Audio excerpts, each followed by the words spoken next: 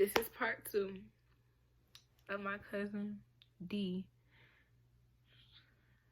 molesting me.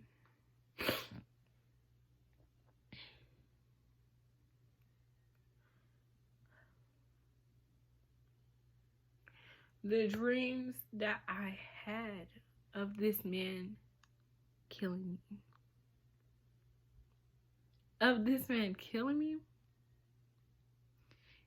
Once you have a dream of seeing yourself get killed by your own family member, flashbacks and like you're reliving the day of your family member touching you, it doesn't go away. Therapy would not do anything for me. I'm telling y'all that now. Praying, it built me. I'm not gonna hold you. It built me, because if I wasn't a prayer, I probably would have been lost. I'm not gonna lie to y'all. I probably would have killed myself. Like,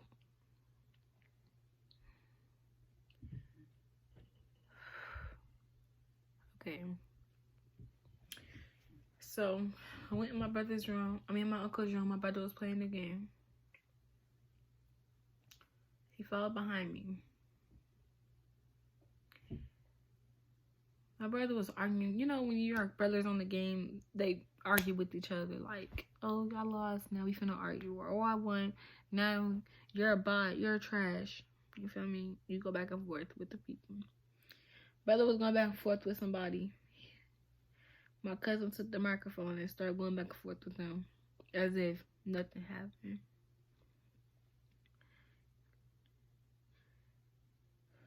I'm living with this, bro. Like, now at this point, I'm just like, yo, what the heck? So,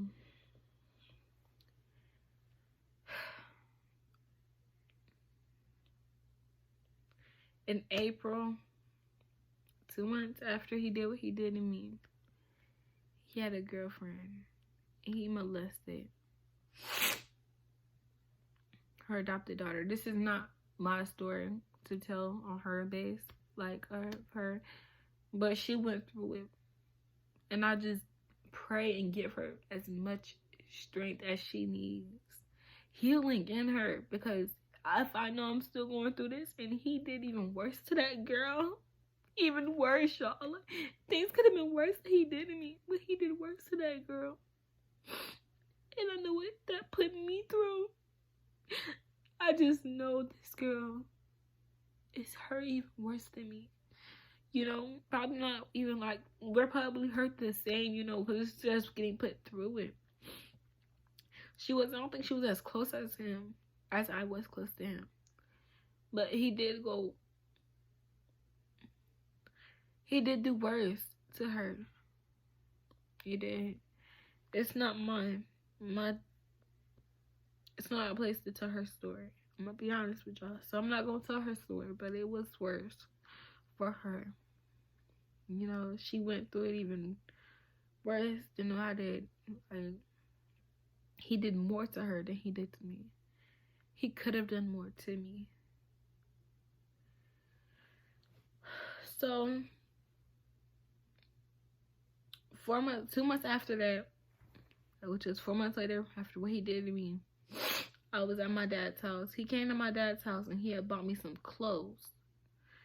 He had came to my dad's house and stuff, but my dad wanted to see the clothes that he got me. I tried on the clothes and my dad was like, what the heck? Take that junk off. He said something else, but take that junk off. This man bought me this tank top that was probably for a teenager. Now I'm 13. And some booty shorts.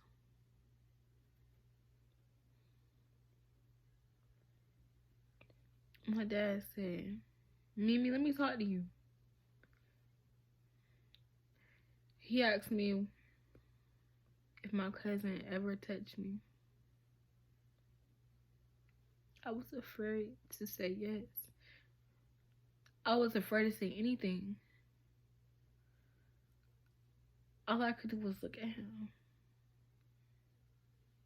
He asked me again. And I said yes. He said, where? I pointed where.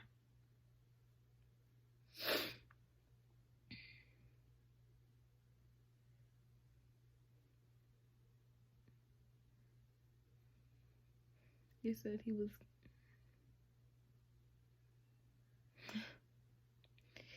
he said some things and he called my mom. We had a conversation. My mom told me, girl, I told you if anything like this ever happens for you, yell or call me. And I promise I'm going to be there. I told her it wasn't that easy for me. She knew that. She knew it wasn't that easy. But me and my mama had a strong enough bond to where I could tell her stuff like that. But once you get told not to tell nobody and all this other stuff, you won't say anything, to be real. You won't say anything to nobody. You suck something you go through alone. It's what it feels like, you know. I'm going to be honest with y'all. I don't care how tough you are. Once you're put in that situation, and especially your first time. The third time this happened to me, it happened to me 3 times. The third time this happened to me, I spoke up. But my first time, I was 12. I didn't speak up. I ain't gonna lie. My mama called the cops. My mama and my dad had to talk to the cops about what happened. At the time, I didn't even explain to my mom everything that happened. Then I had to start going to this detective place. They asked,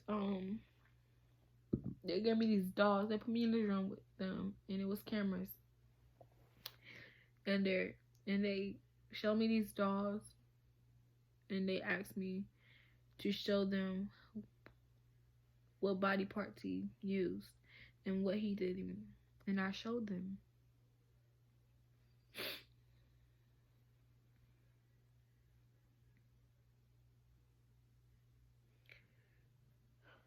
And it was like, growing up, y'all, everybody knows me as the one who's always smiling. I was always happy. I always smiled. Even after that situation, I was still trying to smile. It wasn't as real because I done lost my uncle. I done been molested by my cousin.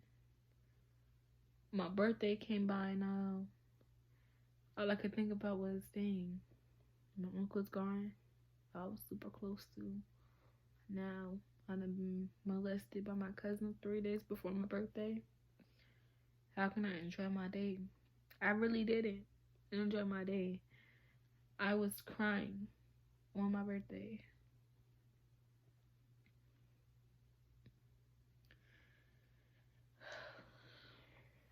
And all I could blame it on was my uncle's death, you know. But it was more to it, and I just didn't want nobody to know. So I showed them about the dolls. We left there.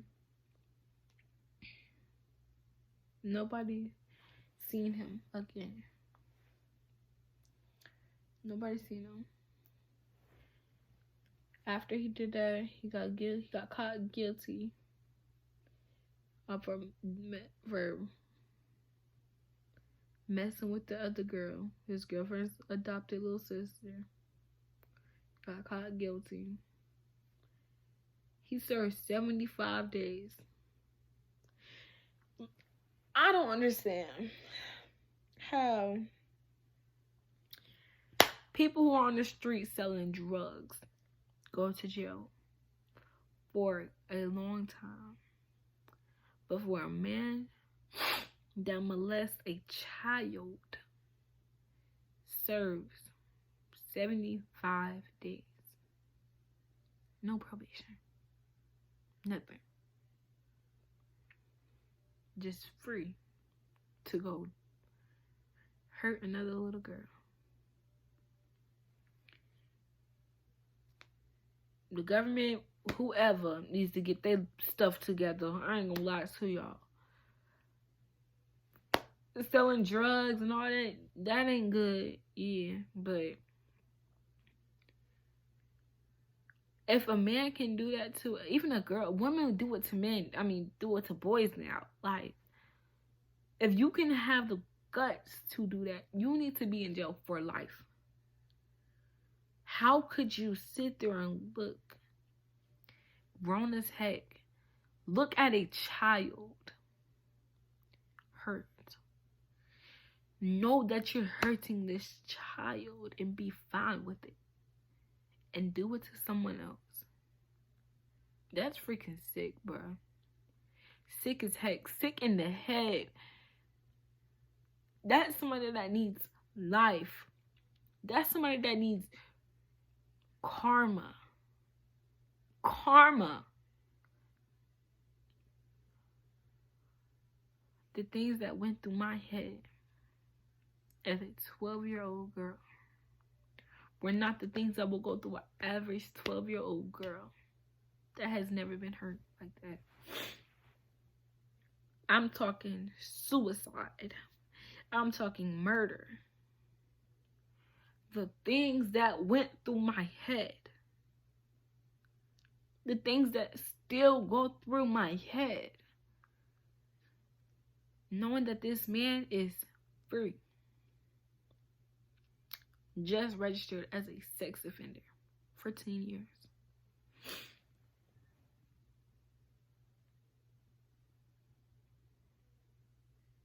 Yeah, he won't get a good old job. All this other stuff. But this man is free. Very obviously, he doesn't care about the job. Because who's to say he's not still out here doing it to these young girls? Ain't no way I could live. If I was grown and I'm raping kids, even now, if I was raping kids, I would kill myself. I would kill myself before I rape a child. I will take my life away. I don't want to see no child go through that. I wouldn't want to, like, what the heck? That's freaking sick, bruh. Especially your own family, cuz, like, what's up with you, man? Like, Lord, give me the strength. I felt so short, y'all. I was cutting myself. Nobody knew. I was able to hide it. I don't know if I still...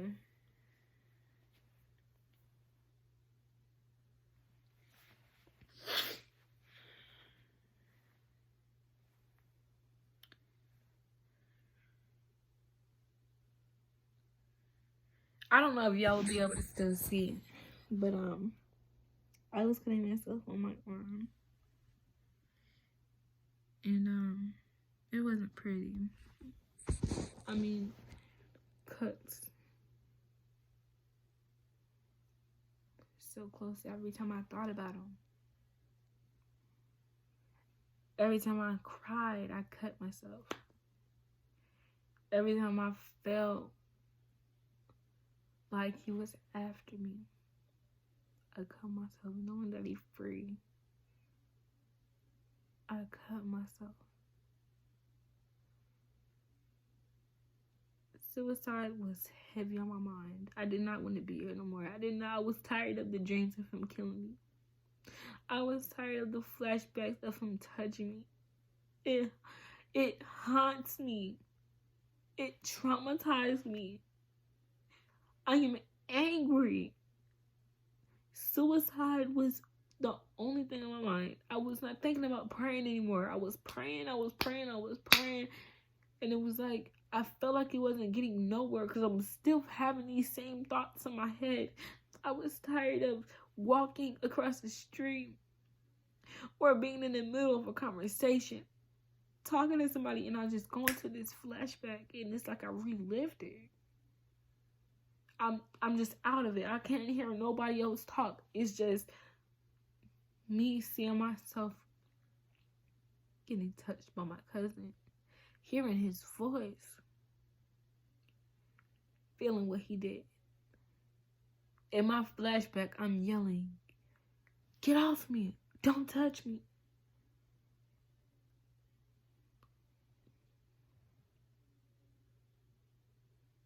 Get off me. Don't touch me. Why are you trying to hurt me? And I will say this in my flashbacks.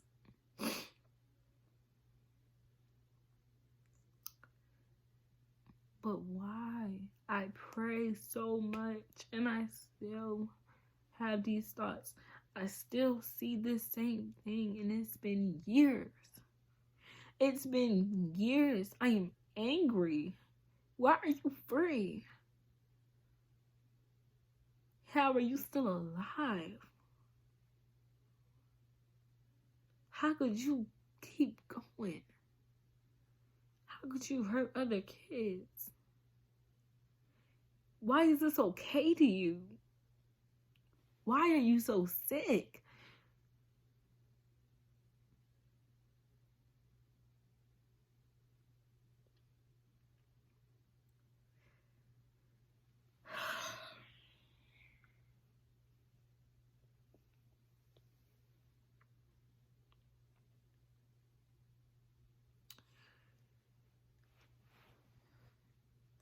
The people on that side of the family,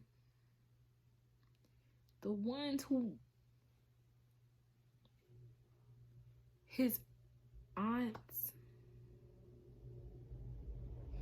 his cousins, whoever that was on it, we're all family, but that's, I ain't gonna hold y'all, I don't even claim most of my family anymore. It's not the same anymore. They did not believe me. They said I was lying until it happened to this little girl.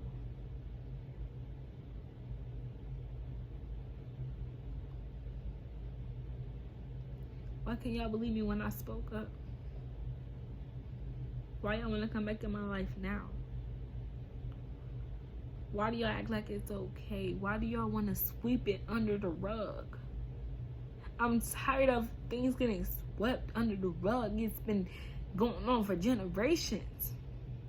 And it's been swept under the rug. It's not okay. It's not. It's not. It's sick. It's sick. And it's been going in the family, just generation to generation. It's sick, bro. And this is not getting swept under the rug no more. I am going to speak up. My voice will be heard. I don't care how anybody feels about it. I don't care, like, he was sick and anybody else who believed him is sick. Y'all can go be sick together. That's y'all. Stay away from me. Don't talk to me. I don't want to see you. If I see you, Lord, he better.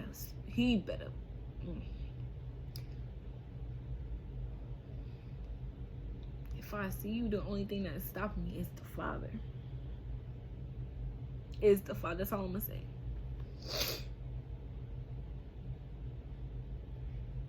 My family on that side did not believe me. They said I was lying. How is that supposed to make me feel? Why wouldn't you believe me? Why is that okay? Why would I lie about that? I'm 12 years old. Now what happened to another girl? Now you've been locked up for 75 days. Now you're registered as a sex offender. Do y'all believe me now? Or do y'all think I'm still lying and that other girl wasn't? Because he most definitely was guilty. He just didn't enter into me for there to be evidence. But I put that on my life. I put my hand on the Bible. I put my right hand on the Bible. My life. On my life. On everything that I love. What do I have to lie for? I shouldn't even have to put that on all this stuff. I shouldn't even have to, because why would I lie about something like this? I am a little girl. This was the last thing on my mind. I was close to him. He was like a brother to me, a close cousin to me. He was riding for me. We were outside throwing the football. This was fun to me. And you turn around and hurt me on your birthday, 3 days before my birthday. But now I gotta live with it. Every day the year comes for my birthday, and 3 days before I get this freaking same memory. The night that he did this to me on my birthday. Wow, I have to go through this. Like, yo. And it's not okay. It's not okay. It's terrible. No child should have to go through this. Nobody should have to go through this. It's one of the worst pains you could feel, close to death, you know? Because now you're just living through it. Like, it's not okay. I will be heard. I will be heard. I will be heard, no matter how bad anybody feels about it. Anybody that wants me to take this video down, I don't care. I will be heard. This is not getting swept under the rug. This is not okay. I am angry and hurt, but I'm strong. How? Because I prayed. He gave me the strength. He gave me healing, but I'm not completely healed. Because if I was healed, I would not be still going through this. You know, I want to go to heaven, and you can't go to heaven without forgiving, from what I heard. I will not forgive this man. Not for him or not for myself. If I go to hell for not forgiving this man, I just have to go to hell. Because I am not forgiving this man. I will not forgive him for trying to molest me. How could I? Yeah, I forgive you for raping me. I forgive you for putting your thing on me. I forgive you for these flashbacks that you gave me for the rest of my life. I forgive you for traumatizing me. I forgive you for now me having the dreams of you killing me. I forgive you. I will not dare see this man and say, I forgive you. And even if he gave me a sorry, if he apologized to me, I still wouldn't forgive this man. Because you know exactly what you were doing. You know exactly what you said. You did it to somebody else. And you thought it was okay. Bruh.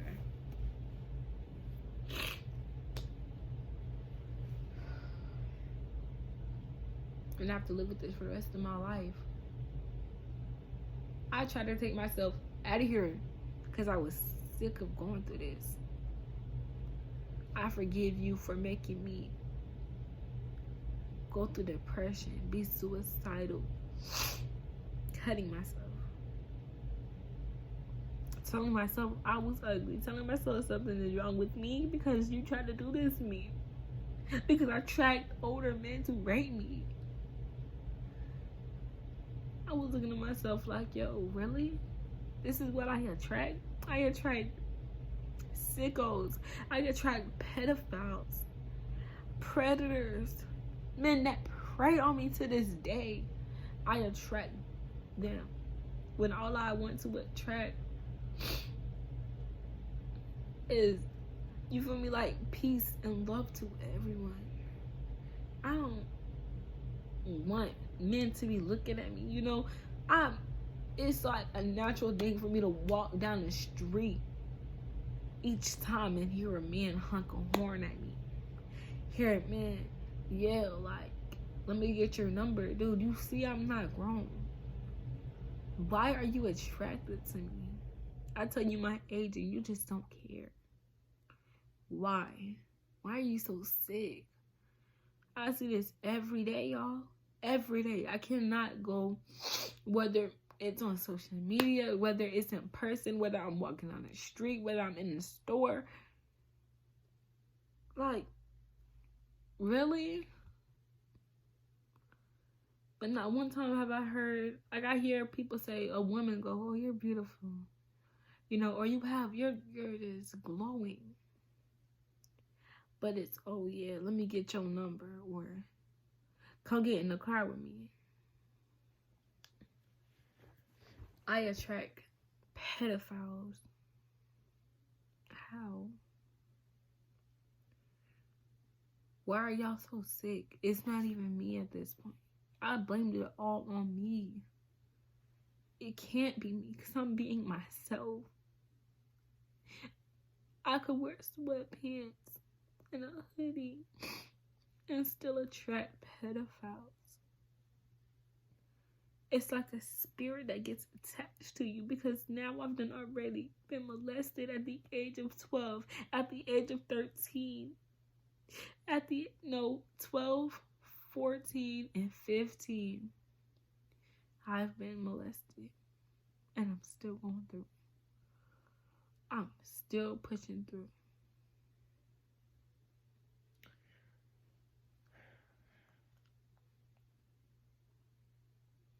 And it's not okay, y'all. I want y'all to know that. Don't let this get pushed under the rug. Let your story be heard. Stay strong. It's not going to really help by talking to people.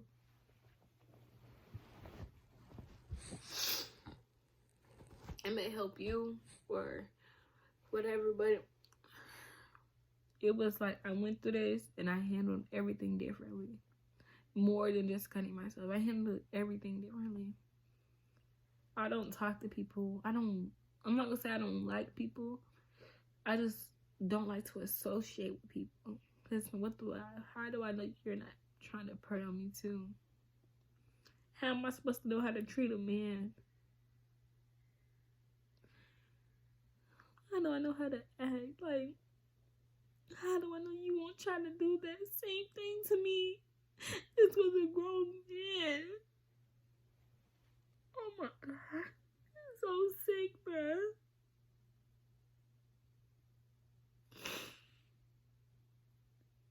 It's not okay. And my story will be heard.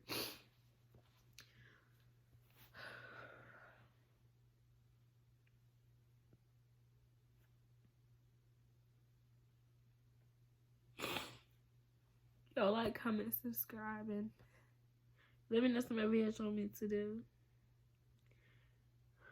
I'm fine. It's just very emotional, you know. This is not something easy to grow through. I know I deal with this for the rest of my life. But I have to be strong for myself, my family, and others, my friends, and for y'all. Build yourself up to be stronger. Don't give up.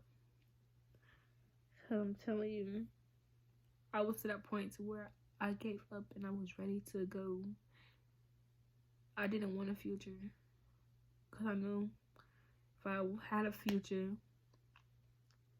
what if I seen this man? Now that I am having a future and this year is on, it's like, yo, it's getting harder. Time is passing. I'm getting older. He's getting older. He's registered as a sex offender.